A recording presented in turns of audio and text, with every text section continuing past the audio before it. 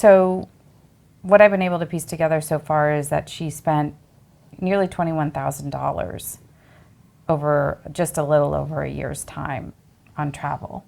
Okay. So what do you think about that?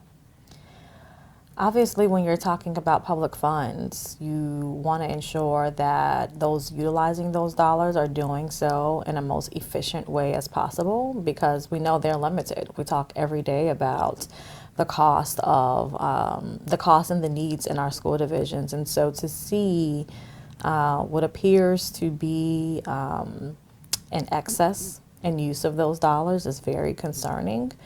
I want to say that it's not unusual for professionals to attend these types of events, but within reason, especially when you're doing it on the public's dime. And so I'm hopeful that the school division is aware, as you are, of these this excess travel, and is putting controls in place to ensure this doesn't happen again, because certainly this is cause for concern.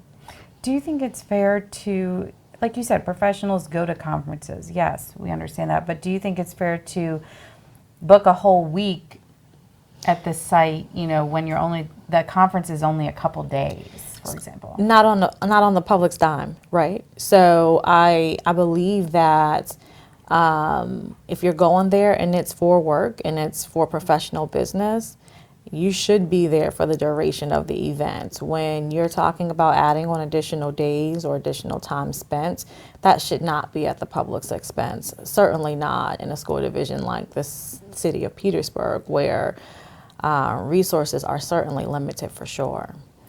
Yeah, I was going to say, is the city of Petersburg school division the type of school division that could afford to spend nearly $21,000 on a superintendent's travel in a year's time? No, I can't imagine that is the case. And so that's why I share that this is deeply concerning, that not only was this, what appears to be regular behavior that went on unnoticed, but I want to make sure that the culture and the practice that moves forward under a new superintendent, this type of thing doesn't continue. As noted previously, the state has an interest in seeing the school division flourish, but from a financial standpoint, this certainly can't go on, and you expect the support of the state. Mm-hmm. And I forgot to show you the comparison of the end total with Hanover, for example, and Henrico, their superintendents. Not even close to the amount in the same time frame. And then the Hopewell superintendent,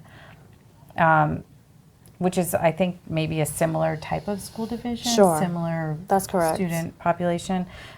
She didn't even travel out of the state in the same time period. Yeah, so there just really is no rationale that can be used to explain the excess that's appearing in the records that you found.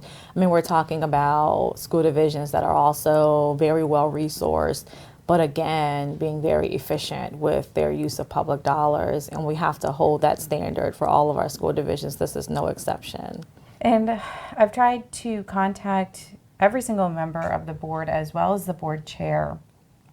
Everybody who's not the chair said you have to talk to the chair, and the chair will not return my calls or my email. So, do you think that the chair needs to answer questions about this type of behavior, this travel? I think the chair needs to be concerned. If this has been brought to his attention, I think he probably will want to take a closer look at what is the protocol before these types of requests appear before him. And he needs to pay special and close attention to how this process is structured moving forward, because ultimately, he's likely in good faith trying to give the superintendent the approval that's required, trusting that, this is all in the up and up. But now that we see that this is not the case, he certainly has also a reason to be concerned and to change practices moving forward. What do you think about getting 2 rooms at a conference for yourself? I could not explain it if I tried.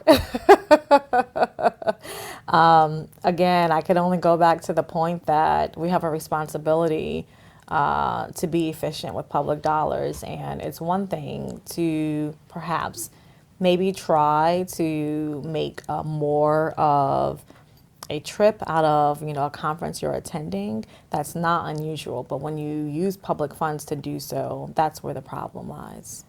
And rental cars at conferences and putting, hundreds of miles on them? Seems quite unusual to me. Would you want that looked into? What were you doing? I think that a lot of this probably should be further assessed to make sense of it all. Because, again, we're talking about a district that has limited resources, and most of those resources should be going towards our young people, our students, the academics that they require, our teachers, not towards excess travel. Mm-hmm. And if you're gone this much during the year, do you think that's fair as the superintendent of Petersburg City Schools to be gone this much during the year? It's really hard for me to say. I'm not a superintendent. I don't know what the workflow and the operation looks like. And I want to trust that as a superintendent, you're a leader and you're using your best judgment that allows you to balance professional development and continuing to, I think, be exposed to ideas that's going to allow you to perform your duty well.